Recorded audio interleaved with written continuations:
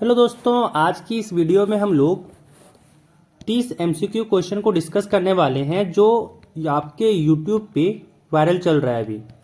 ठीक है, तो यूट्यूब पे जो क्वेश्चन वायरल चल रहा है वो क्वेश्चन को यहाँ पे जो ऑब्जेक्टिव क्वेश्चन है उसके मैथ्स के उसके बारे में यहाँ पे हम लोग डिस्कस करेंगे। ठीक है, तो चलते हैं क्वेश्चन पे। देखिए, पहला क्वेश्चन यहाँ पे जो है वो कह रहा है 84 का अभाज्य गुणनखंड क्या होगा, है ना। 84 का अभाज्य गुणनखंड क्या होगा, तो इसका आंसर हो जाएगा ए, 2 के पावर 2 गुने 3 के पावर 1 गुने 7 के पावर 1। आप चाहे तो यहाँ पे 84 का निकाल सकते हैं। क्या हो जाएगा, 2 से जाएगा ये हो जाएगा 42, फिर 2 से जाएगा यहाँ हो जाएगा ये 21, फिर 3 से जाएगा ये हो जाएगा 7। ठीक है, अगला सवाल देखिए। अगला सवाल देखिए, कह रहा है यहाँ पे कि एक संख्या को जब 43 से भाग दिया जाता है तो भागफल 31 और शेषफल 32 है तो संख्या होगी। देखिए, इसको निकालिए कैसे, तो संख्या यहाँ पे हो जाएगा 43 गुने 31 जोड़ 32। ठीक है, जब इसको सॉल्व कीजिएगा देखिएगा आपका यहाँ पे बी आ जाएगा 1365।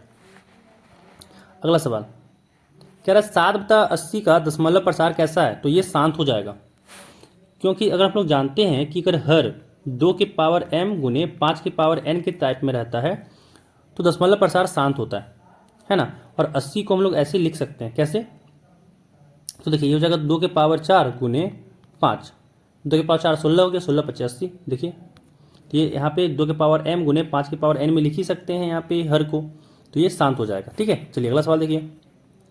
अगला सवाल कह रहा है कि भाई y बराबर पी एक्स ग्राफ है, उसका शून्य की संख्या बताइए। तो जितना बार x एक्सिस को कट करता है उतना बार यहाँ पे शून्य हो जाएगा, तो 2 बार कट किया तो शून्य यहाँ पे 2 हो जाएगा। चलिए ठीक है, अगला सवाल। अगला सवाल कह रहा है कि द्विघात बहुपद टी स्क्वायर माइनस 15 के शून्यक है। तो देखिए टी स्क्वायर माइनस 15 को ना 0 से बराबर कर दीजिए, तो टी स्क्वायर यहाँ पे हो जाएगा 15 के बराबर, यानी टी क्या हो जाएगा, जब दोनों तरफ वर्गमूल लगाएं तो टी यहाँ पे हो जाएगा प्लस माइनस रूट में 15, यानी एक धनात्मक है और एक ऋणात्मक है।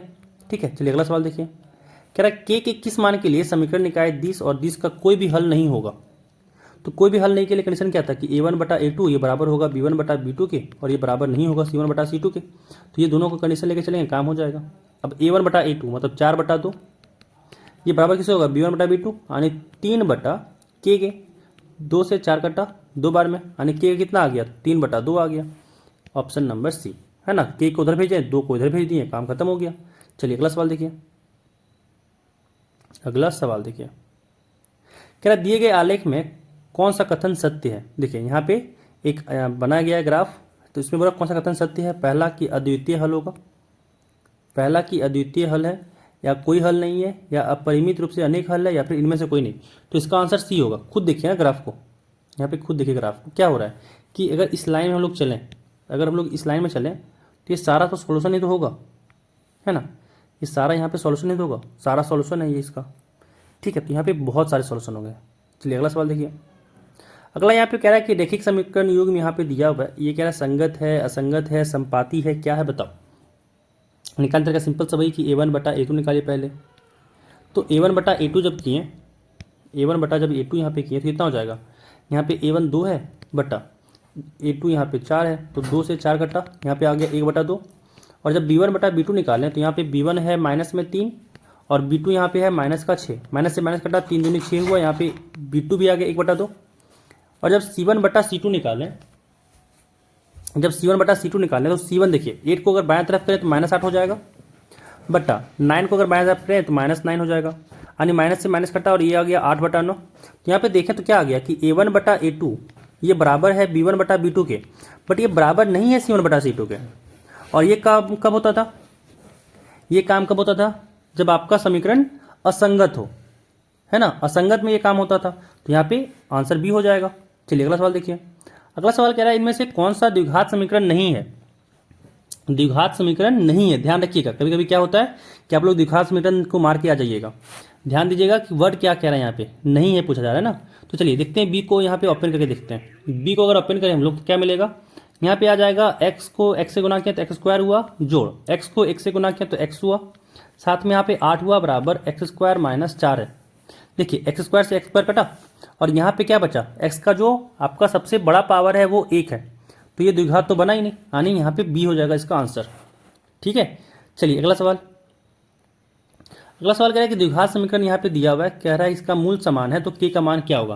पहली बात तो इसको अगर द्विघात समीकरण होना है तो के को मान 0 हो नहीं सकता, के का मान 0 हो नहीं सकता। चलिए अब यहाँ पे गुना करके देखते हैं कौन सा द्विघात बन रहा है। यहाँ पे जब गुना किए तो हुआ के एक्स का पावर 2 माइनस 2 के एक्स प्लस 6 बराबर 0।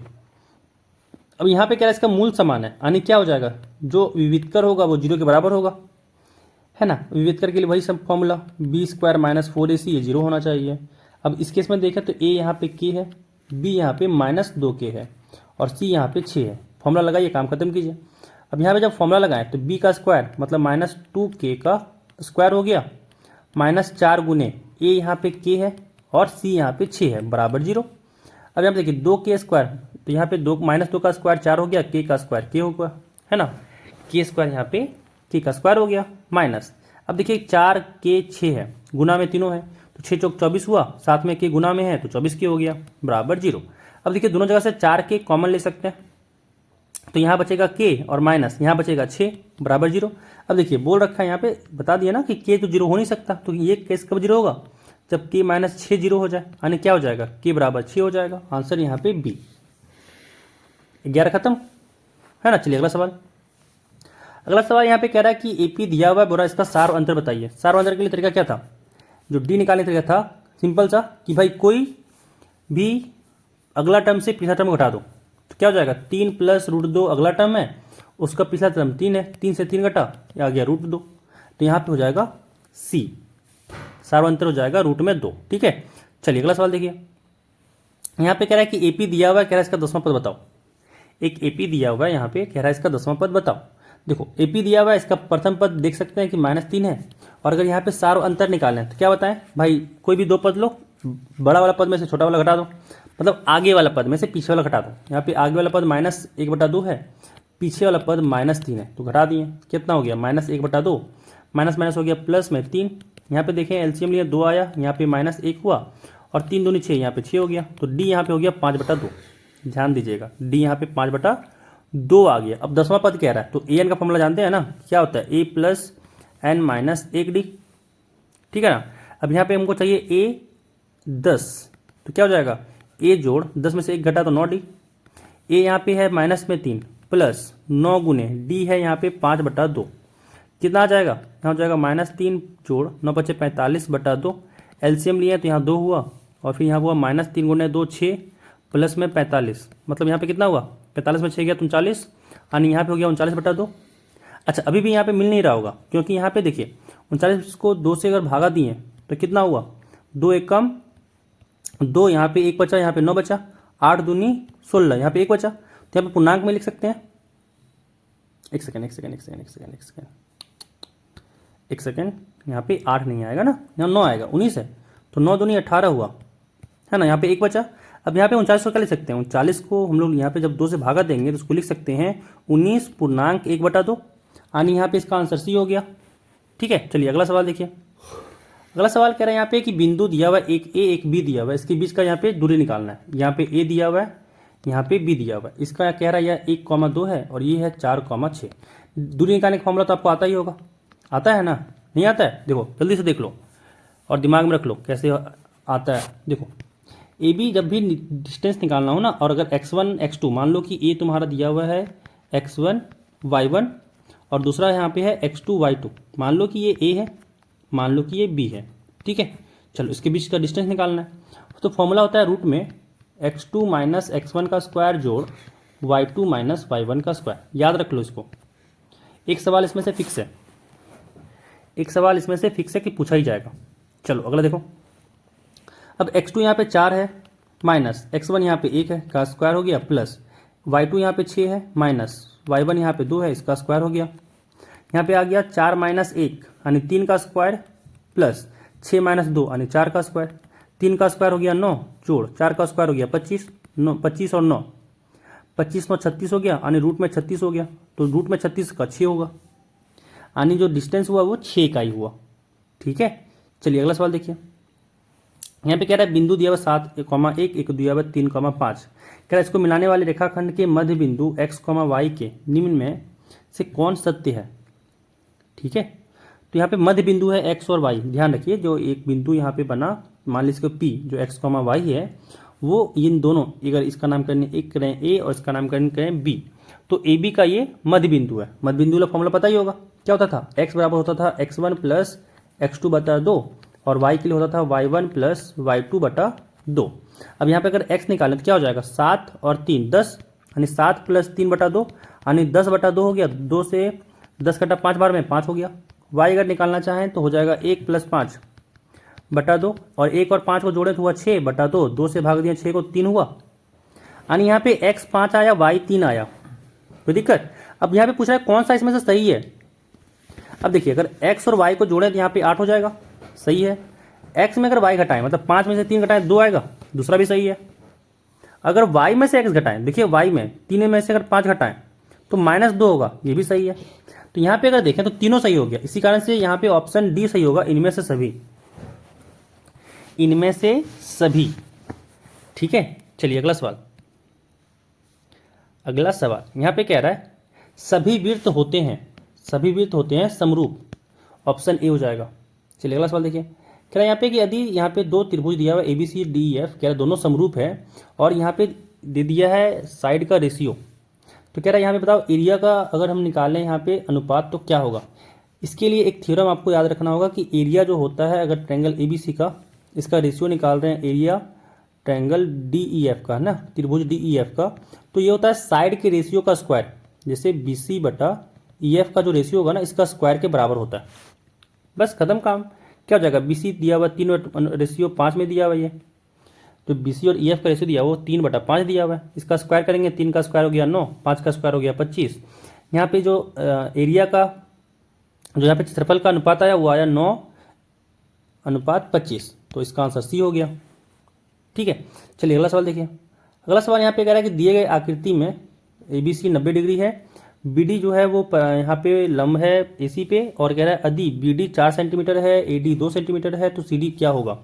देखिए इस तरह के केस में जब यहाँ पे ये यहाँ पे परपेंडिकुलर है ना, AB जो है लंब है BC पे, और यहाँ पे जो एक B से लाइन खिंचा गया AC पर जो यहाँ पे भी लंब है, तो इस केस में एक थ्योरम होता है, याद कर लेना कि BD बराबर होता है AD, BD का स्क्वायर बराबर होता है AD गुने CD।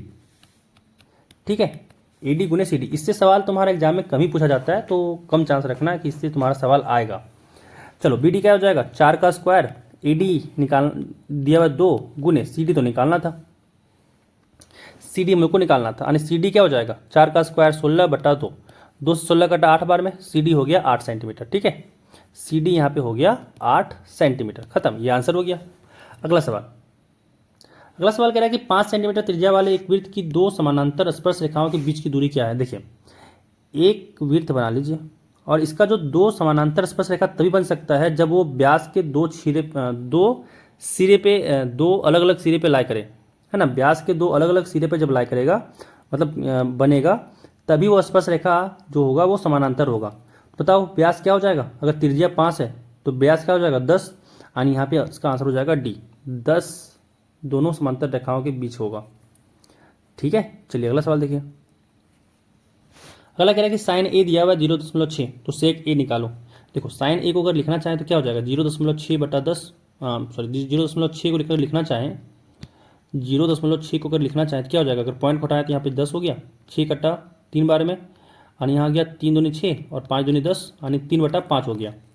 साइन ए 3/5 हो गया। देखिए इसको क्या करते हैं ना, समकोण में बना लेते हैं। क्या हो जाएगा, देखिए ये वाला ए मान लेते हैं, ये बी मान लेते हैं, ये सी मान लेते हैं। अब जानते हैं कि साइन ए निकाल रहे हैं तो लंब बटा आधार, लंब बटा कर्ण होता है, तो लंब यहाँ पे 3 है और कर्ण यहाँ पे 5 है ना, यानी यहाँ पे आधार निकाल सकते हैं। आधार निकालने का फॉर्मूला क्या था, पाइथागोरस, याद होगा। पाइथागोरस में लगाए तो क्या हो जाएगा, AC का स्क्वायर माइनस BC का स्क्वायर, मतलब 5 का स्क्वायर माइनस 3 का स्क्वायर। 5 का स्क्वायर हो गया 25, 3 का स्क्वायर हो गया 9, 25 में से 9 गया तो 16 बचा, यानी यहाँ पे 16 का अगर हम लोग निकालें वर्गमूल तो यहाँ पे 4 हो गया, यानी ए भी 4 हो गया। और अगर हम लोग सेक का निकालें तो सेक ए क्या होता है, कर्ण बटा आधार होता है, यानी यहाँ पे हो जाएगा 5/4। ठीक है, लेकिन यहाँ पे आपको आंसर मिल नहीं रहा होगा, क्या करें, देखो मिलाने के लिए ऊपर में 2 से गुना करेंगे, नीचे भी 2 से गुना करेंगे। 5 दूनी हो जाएगा 10, 4 दूनी 8, यानी 10/8 आ गया, तो 20 का आंसर हो जाएगा ए। 20 का आंसर ए हो जाएगा। ठीक है, चलिए अगला सवाल देखिए। अगला सवाल कह रहा है कि यदि यहाँ पे दिया हुआ 2 cos a बराबर 1 है तो a का मान क्या होगा। तो यहाँ पे अगर cos a लिखें तो क्या हो जाएगा 1/2। अब यहाँ पे ध्यान रखना कि cos a 1/2 क्या होता है, कब होता है, cos a 1/2 कब होता है, नहीं याद है। देखो नहीं याद है तो इसके लिए एक टेबल बनाए हुए हैं, वीडियो मेरा बना हुआ है, आप जाके देख सकते हैं। बहुत आसान तरीके से समझाया गया है कि अगर नहीं याद है तो कैसे हम मान को निकाल सकते हैं। ठीक है, बहुत छोटा सा वीडियो, ज़्यादा मिनट का है नहीं, होगा वही 3-4 मिनट का। देख लो जाकर के जल्दी से फटाफट, ठीक है, काम आएगा। चलो यहाँ पे बता देते हैं फिलहाल के लिए। देखो cos a 1/2 है तो ये एंगल अगर निकालना चाहेंगे तो ये 60 डिग्री पे होता है। ठीक है, तो यहाँ पे इसका आंसर हो जाएगा सी। चलो अगला सवाल देखो।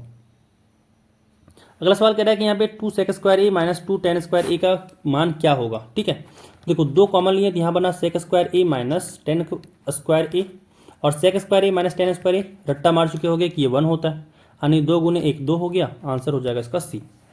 ठीक है, चलिए अगला सवाल देखिए। अगला सवाल कह रहा है कि 5 मीटर ऊंची उदर्ग मीनार के पाद से 5 मीटर दूर स्थित बिंदु पर मीनार की चोटी का यूनियन कोण क्या है। देखिए यहाँ पे कह रहा है एक मीनार है जो 5 मीटर आपका ऊंचा है और एक इससे पाद से 5 मीटर दूर में पॉइंट ले रहे हैं। ठीक है, तो इसका बताओ यूनियन कोण क्या होगा। यानी यहाँ पे ये पूछा जा रहा है एंगल, नामकरण कर दो थीटा से। तो ये जानते होगे कि अगर यहाँ पे tan थीटा के हैं तो ये क्या हो जाएगा लंब बटा आधार, मतलब 5/5 कट कुट के यहाँ पे 1 आ गया, यानी tan थीटा आ गया 1। माने याद है, नहीं याद है, बार बार कह रहे हैं कि नहीं याद है तो देख लो जाके वीडियो। तो यहाँ से थीटा कितना हो जाएगा 45, बता दे रहे हैं। इसका मतलब ये नहीं कि तुमको याद हो जाएगा, जाके वीडियो देख लो कैसे निकाल सकते हैं अगर नहीं याद है तो। अगर याद है तो अच्छी बात है। चलिए अगला सवाल देखिए। क्या यहाँ पे कि 25 में कि 2 वृत्तों की त्रिज्याओं का अनुपात दिया हुआ है, तो कह रहा तो उनके क्षेत्रफल का अनुपात क्या होगा। ठीक है, वृत्तों की त्रिज्याओं का अनुपात क्या है, R1/R2 की बात करें अगर तो यहाँ पे दिया हुआ 3/4। ठीक है, तो यहाँ पे निकालना है क्षेत्रफल का। तो अगर हम लोग A1/A2 निकालें तो क्या हो जाएगा पाई R1 का स्क्वायर बटा पाई R2 का स्क्वायर, पाई से पाई कटा, और R1/R2 तो 3/4 है, 3/4 का स्क्वायर हो जाएगा, यानी हो जाएगा 3 का स्क्वायर 9, 4 का स्क्वायर 16, तो 9/16 हो गया, यानी 9:16 हो गया इसका रेशियो का स्क्वायर। ठीक है, अब चलते हैं अगले सवाल पे। ठीक है, अब चलते हैं अगले सवाल पे। अगला सवाल यहाँ पे कह रहा है कि 42 सेंटीमीटर त्रिज्या वाले वृत्त के उस त्रिज्या खंड जिसका केंद्रीय कोण 30 डिग्री है का क्षेत्रफल निकालिए। यानी यहाँ पे कह रहा है कि एक मानिए ऐसे कुछ आपका बना फिगर, इसका कोण यहाँ पे 30 डिग्री है। ठीक है, और इसका त्रिज्या 42 सेंटीमीटर है। तो कह रहा बताओ इसका क्षेत्रफल कितना होगा। क्षेत्रफल का फॉर्मूला याद है, क्षेत्रफल का फॉर्मूला होता है पाई R² थीटा बाय 360 डिग्री। ठीक है, तो पाई यहाँ हो जाएगा 22/7 गुने R दिया हुआ 42, तो यहाँ पे हो जाएगा 42 गुने 42 इंटू थीटा यहाँ पे है 30 डिग्री डिवाइडेड बाय 360 डिग्री। ठीक है, 0 से 0 कटा, 3 से 36 कटा 12 बार में, 7 छक 42, 6 से 12 कटा 2 बार में, 2 से 22 कटा 11 बार में, यानी यहाँ पे आंसर कितना आया 11 गुने 42। ठीक है, और जब 11 और 42 को गुना करेंगे तो ये होता है 462, इतना सेंटीमीटर स्क्वायर हो जाएगा, ऑप्शन सी। ठीक है, चलिए अगला सवाल देखिए। अगला सवाल कह रहा है कि R त्रिज्या वाले गोले का पृष्ठीय क्षेत्रफल होता है सी 4 पाई R²। ठीक है, चलिए अगला सवाल देखिए। यहाँ पे कह रहा है कि एक शंकु का आयतन दिया हुआ 1570 सेंटीमीटर क्यूब, कह रहा है यदि इसके आधार का क्षेत्रफल 314 सेंटीमीटर स्क्वायर है तो इसकी ऊंचाई बताइए। देखिए वॉल्यूम क्या होता है, जो आयतन होता है उसका फॉर्मूला होता है 1/3 पाई R² H होता है, ध्यान रखिएगा। और कह रहा है इसके आधार का क्षेत्रफल दिया हुआ 314। अब इसके बाद ध्यान दीजिए कि शंकु का आधार कैसा होता है, वृत्त का ना शेप का होता है, वृत्त का ना शेप का होता है। तो जब वृत्त का शेप होता है मतलब पाई R² तो दे रखा है आपको 314 है, अब पाई स्क्वायर 314 है, वॉल्यूम भी आपको मतलब आयतन भी दिया हुआ है, तो बस खत्म बात। तो 1570 बराबर हो जाएगा 1/3 गुने पाई² यहाँ पे दिया हुआ है 314 गुने H, है ना। तो H कितना हो जाएगा, देखिए ये इधर गुना हो जाएगा, ये इधर भागम हो जाएगा, मतलब 1570 गुने 3/314। 314 से इसको 1570 को भाग दिया तो 5 बार में कट गया, और H यहाँ से हो जाएगा 5 गुने 3 15, तो H यहाँ पे हो गया 15 सेंटीमीटर, ऑप्शन ए। अब अगला सवाल चलते हैं। तो अगला सवाल यहाँ पे हम लोग का दिया हुआ है कि एक यहाँ पे दिया हुआ है डाटा, कह रहा है इसका बहुलक बताओ, इसका बहुलक बताओ। तो जो सबसे ज़्यादा बार है वही बहुलक हो जाएगा। तो यहाँ पे गिने तो 2 सबसे ज़्यादा बार आया है, यानी यहाँ पे बहुलक 2 हो जाएगा। ठीक है, ऑप्शन बी। अगला सवाल देखिए, अगला लास्ट सवाल कह रहा है कि 2 सिक्कों की उछाल में दोनों पर शीर्ष आने की प्रायिकता बताइए। दोनों पर हेड आने का प्रायिकता क्या होगा, ठीक है ना। तो यहाँ पे अगर देखें तो 2 सिक्कों को उछालने पे तो क्या आएगा सैंपल स्पेस में कि हेड हेड आएगा, हेड टेल आएगा, टेल हेड आएगा और टेल टेल आएगा।